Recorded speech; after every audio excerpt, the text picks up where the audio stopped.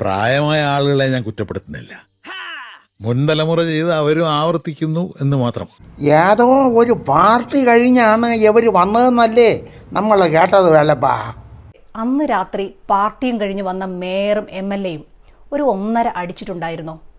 അല്ലെങ്കിൽ പിന്നെ പാതിരാത്രിയിൽ പറന്നു പോകുന്ന മിന്നൽ ബസ്സിന് കുറുകെ കയറി നിൽക്കാൻ നോർമലായ ഏതെങ്കിലും ഒരു മനുഷ്യന് സാധിക്കുമോ? ഒരു 90 അടിച്ചെന്നും പറഞ്ഞ് ഇങ്ങനെ ഉണ്ടാവൂടെ? നാളെ കഞ്ചാവ് വലിച്ച എന്ത് ചെയ്യും? അപ്പോഴും പറയോ ഒരു കഞ്ചാവ് അല്ലേടി എന്ന് പറയോ ചേച്ചി? ആര് വച്ച തീ ആയാലും കൂര ബന്ധോണ്ടിരിക്കുന്നേ.